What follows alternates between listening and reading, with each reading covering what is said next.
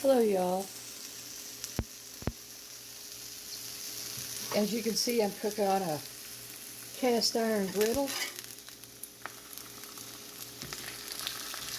and I don't have hardly any oil on this. A lot of people call it they call for a lot of oil for potatoes on the griddle or any cast iron, but that's not the case. The case is that you have to cook on it. The more you cook on it, the prettier it becomes, as you can see. And I'm having no trouble whatsoever. In fact, they're so slippery that they just slide all over the place. And of course, you have your splatter, but I am cooking on a glass top stove. It's glass top. One of the things that I recommend is not to slide the pan around on the glass top because it will scratch it. You can see the scratches. Ooh. You can see the scratches on it. I've been using cast iron on this for a while, and it's bound to scratch. There's nothing you can do about it because it's heavy. It's cast iron is just not forgiving.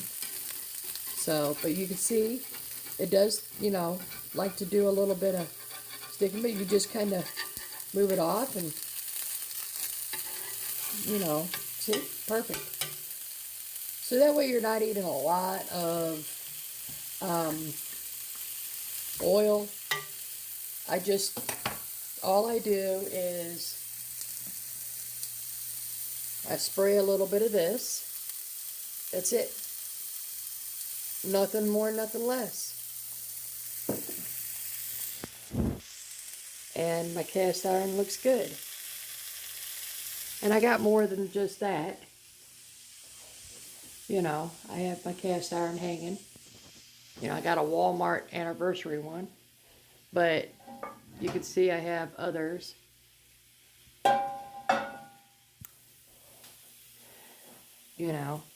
But I have a variety of pans. I got the non-stick. I got the, cast iron. And then I got my stainless steel. And as you can see, it's doing great.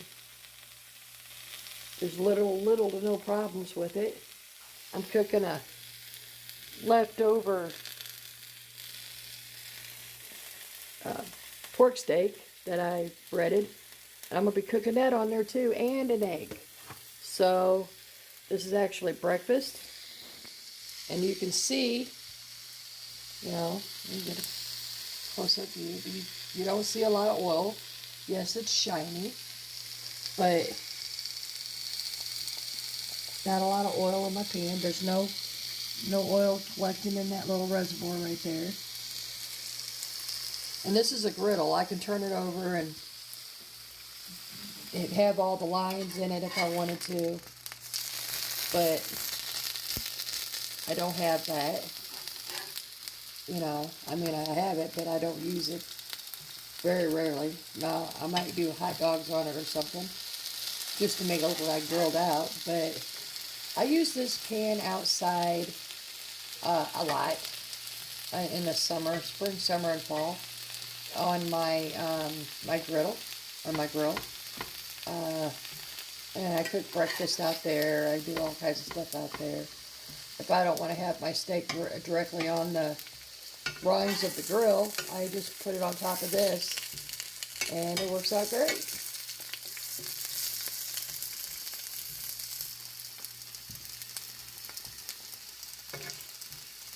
But again, it's all about cooking on it. The more you cook on it, the more seasoned it becomes. I even use Dawn dish soap to wash mine. A lot of people say that's a big no-no, but you can see my pan looks good and it doesn't stick. Now, I don't do it all the time. Most of the time I get my pan hot and I turn on the hot water. Make sure the hot water's hot so you don't break your pan. And I run it through there, wipe it out with a rag. Then I wipe it out with a towel and, I'm done. I mean, it's that simple. There's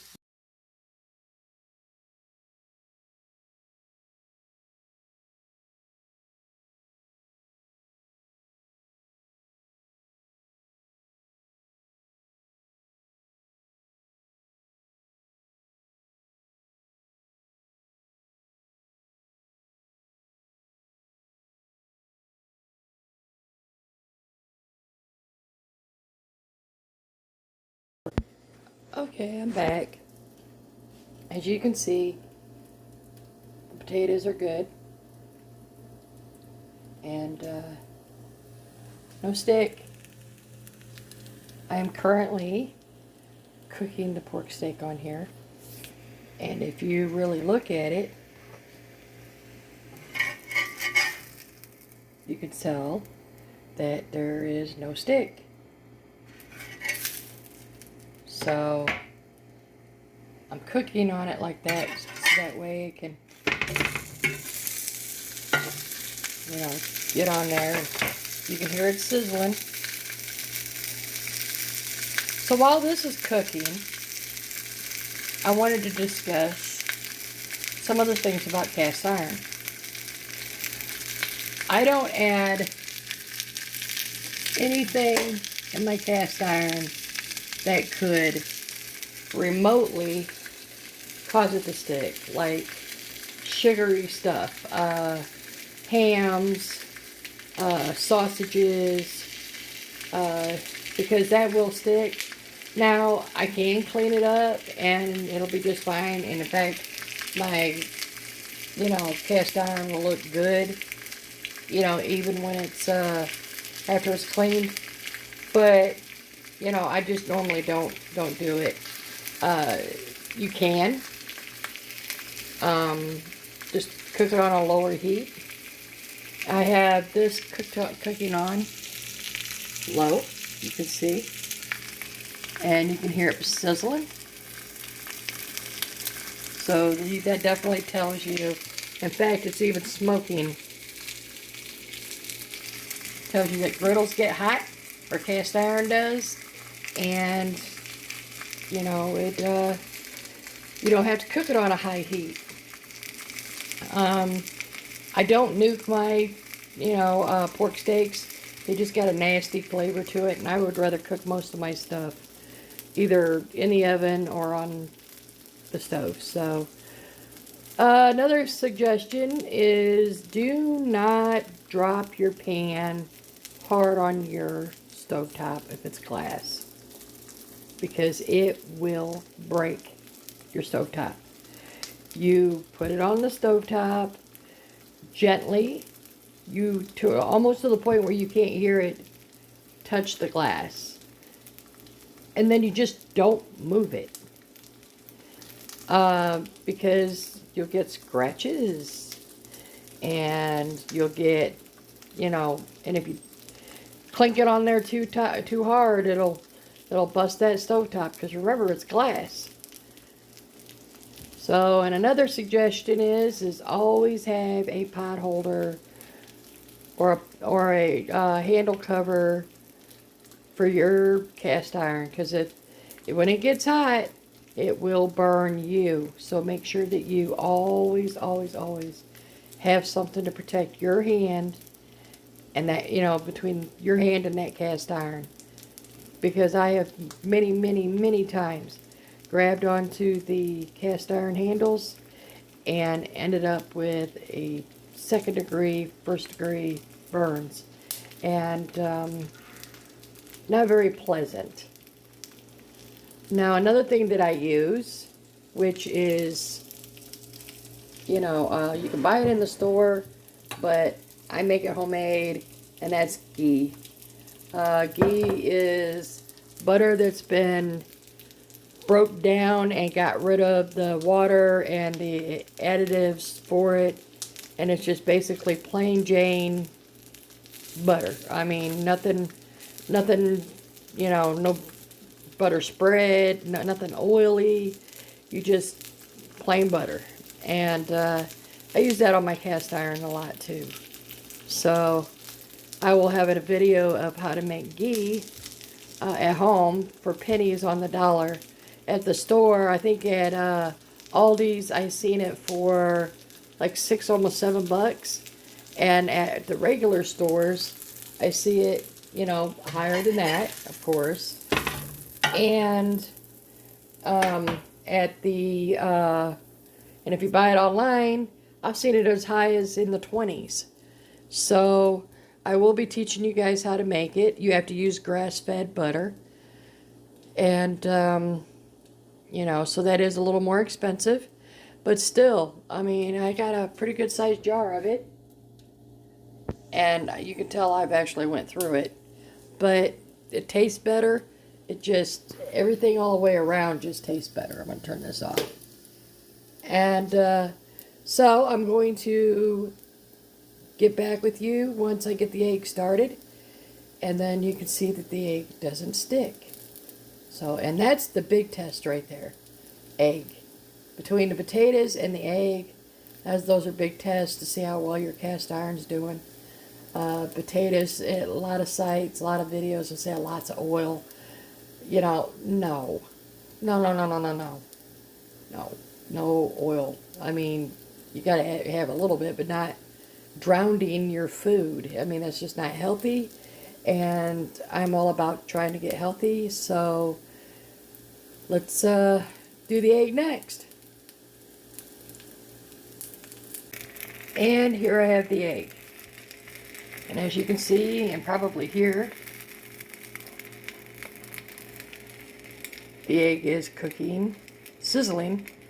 I had the stove off because the pan's really hot. You know, when you cook for long periods of time on it, it tends to get hot, and you will find when you first start cooking eggs in your cast iron, it will stick. Eggs are just very unforgiving, like potatoes. So I tend to, you know, I mean, I just keep cooking with it. Keep cooking, you know, using my pans. I mean, I have, excuse the mess, but I have this one that I just got done fixing. I don't know if you can see it. It was all rusted. And it's not anymore. So I'm just going to keep, you know, working it and then go from there. So,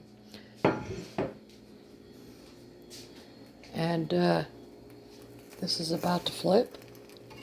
You can see, you know, and you can see how it absorbs that. So,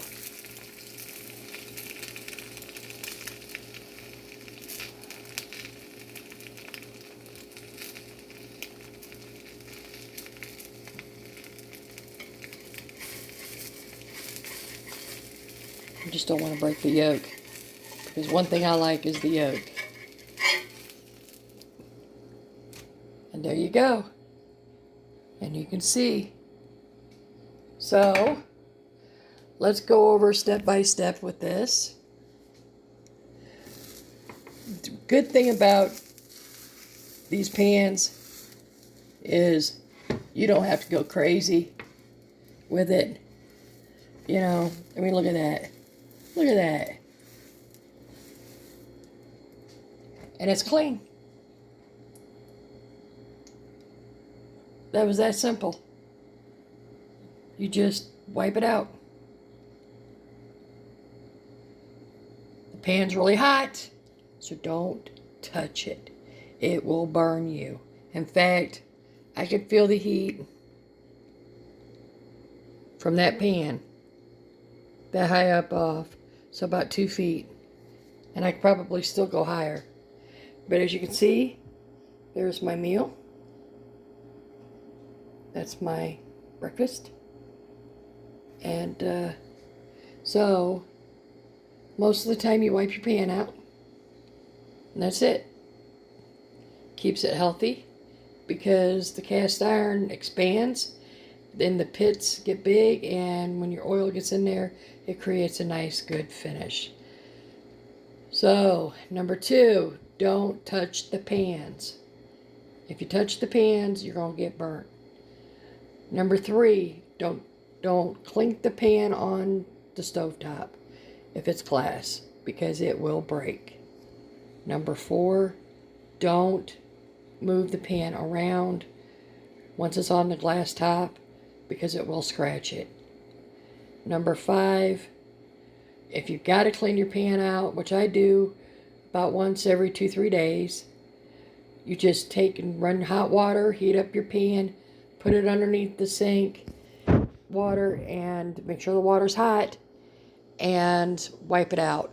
Dry it with a towel, and if it looks a little too dry for you, spray a little spray on it, wipe it out again, you're done, hang it up, put it away, whatever, after it cools down.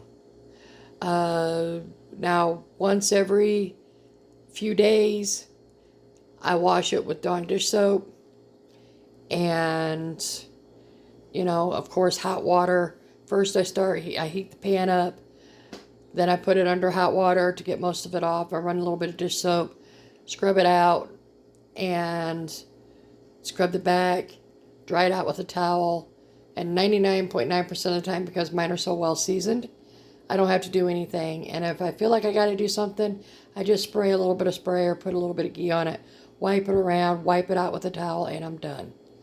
So it's that simple. Cook with it, cook with it, cook with it. And then there you go. You have an heirloom pan set you can give to your family, you know, and it can be passed on. So I hope this helps everybody,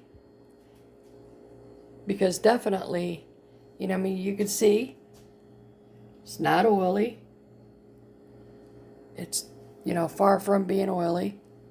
I think you got a little bit right there. You got to get out of there, you know. But that was from my pork steak, actually. So I'll clean that up right there. Anyways, y'all have a great day, and hopefully I'll have another video for you guys soon.